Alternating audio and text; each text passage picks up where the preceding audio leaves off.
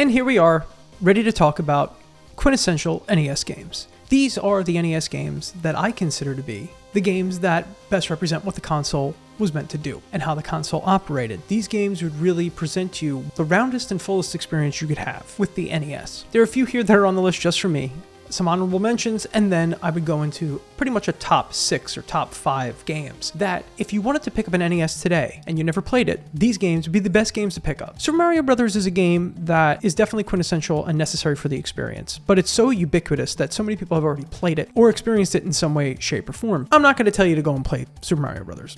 It's everywhere. You can easily play it on any Nintendo console because it is so re-released over and over and over again. Now, there are other games that I would also suggest for the NES, but that would be something once you really got your feet wet and you really understood how the console worked. So the first game I want to talk about right now, one of my favorite games of all time in one of my absolute favorite series, and that is Final Fantasy. The original Final Fantasy on NES has aged poorly. However, this was really the first RPG on the NES to follow Dragon Warrior, which was also a very, very big deal as well, but Dragon Warrior and Dragon Quest were always a much bigger deal over in Japan. Final Fantasy did really well over here, and there was a partnership, as with Dragon Warrior, with Nintendo Power to get people really excited about Final Fantasy. And when it came out in 1990, Final Fantasy on the NES was a giant hit because Nintendo and Nintendo Power had been pushing it for so long. This is really the best RPG, in my opinion, that you can play on the NES. I love Dragon Warriors 1, 2, 3, and 4. I think they're fantastic games, but I think Final Fantasy offers something a little bit more accessible when it comes to playing this genre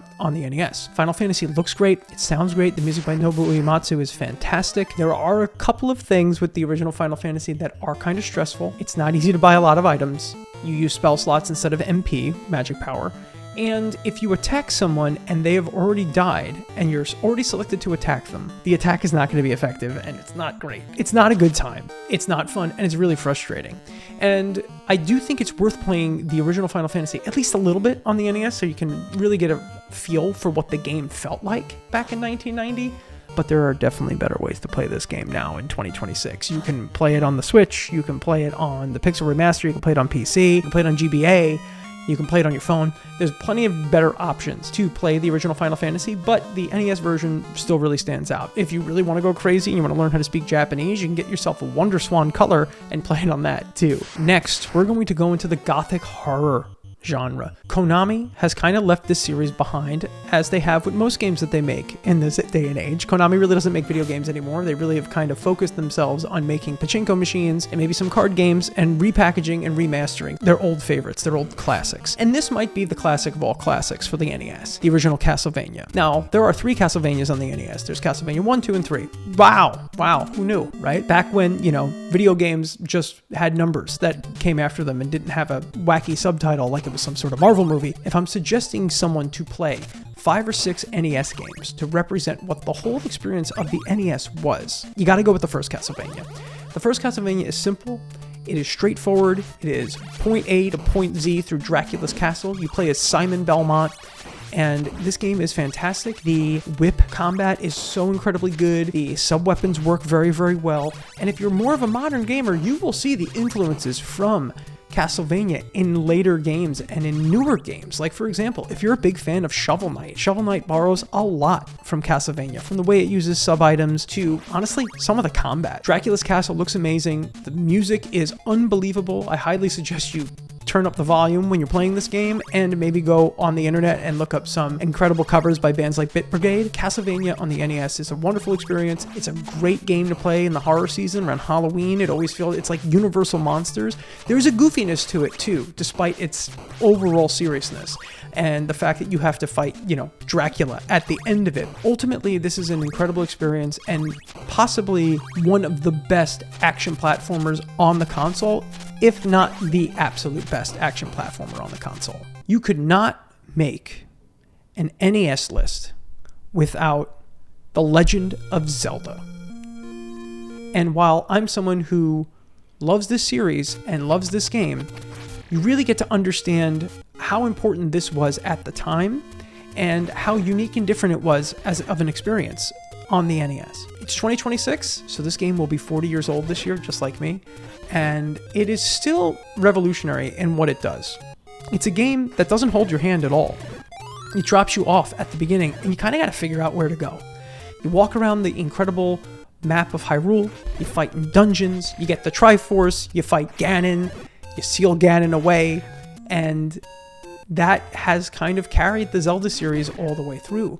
But what this game is all about is it's a game about exploration. It's a game about trying to figure out the world around you. Like, the world itself is a giant puzzle, and you have to find your way to it.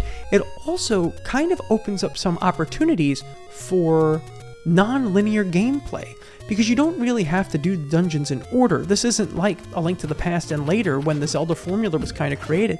This almost is kind of more in line with something like Breath of the Wild or Tears of the Kingdom than it is with some of the more formulaic Zelda games like Ocarina of Time or Twilight Princess or A Link to the Past. Now, I love those games. I have no problem with the formulaic Zelda, but the original Zelda, the original Legend of Zelda, has more in common with the newer games than it actually does the games that came immediately after it, especially if we look at Zelda 2, a game that I think is really, really good, and I really like it, and I think it's way better than people give it credit for, and I think it was way more influential to Zelda than we like to say.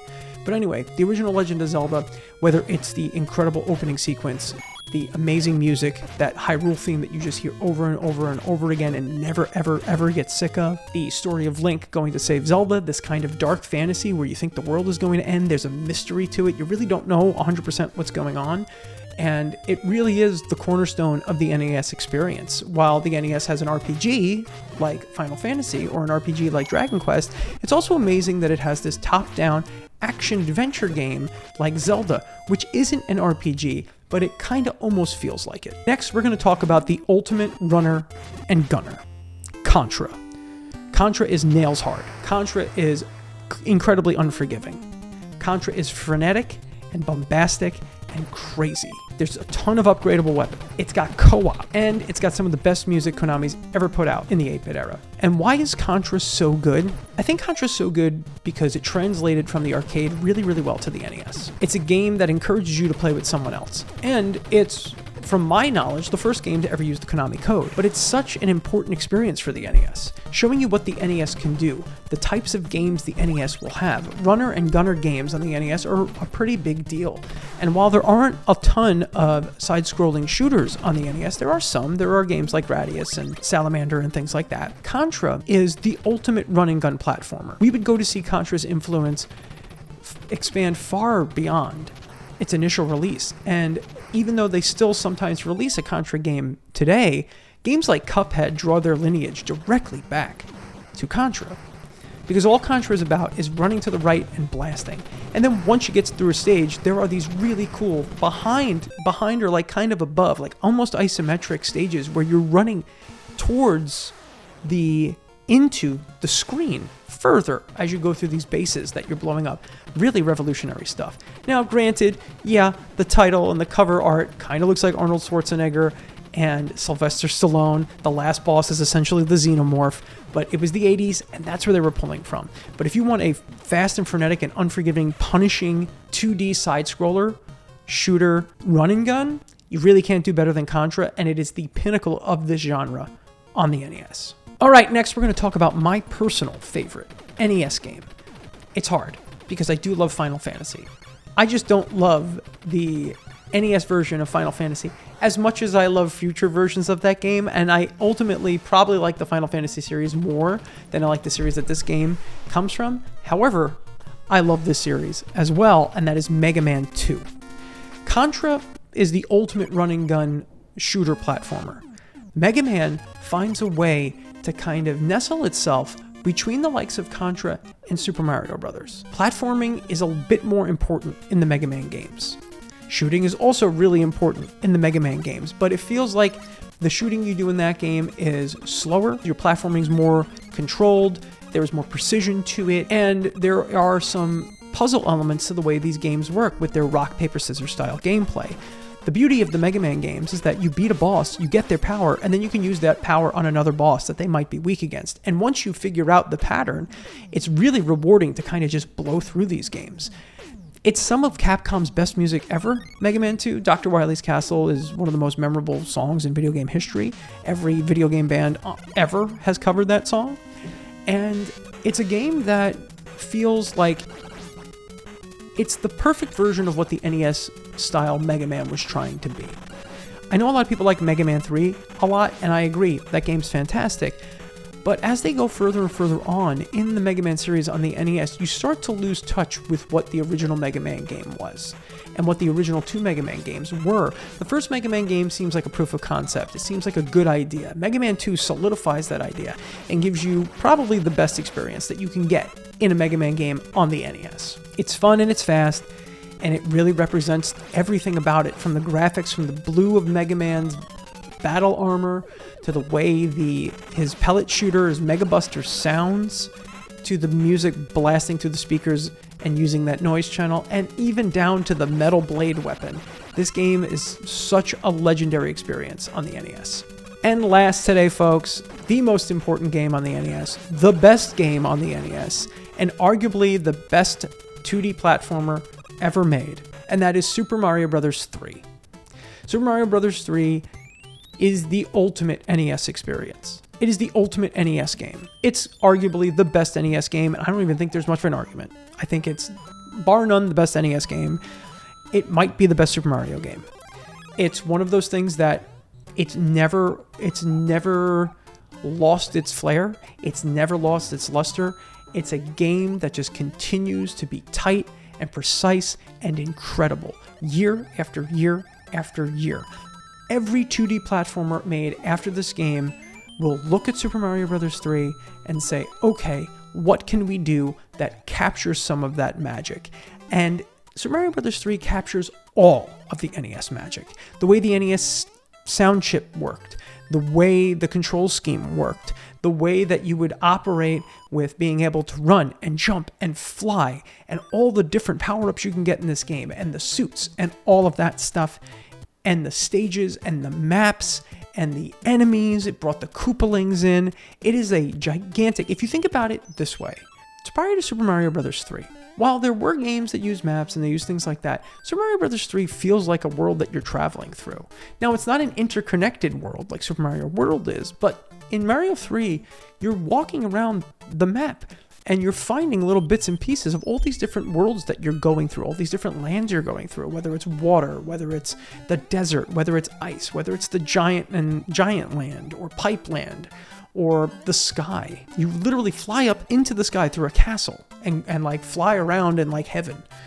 It's such a jam-packed experience that it's so full, and it's everything the NES was looking to do. If I had to pick one game on the NES that represents the NES perfectly, it's Super Mario Bros. 3.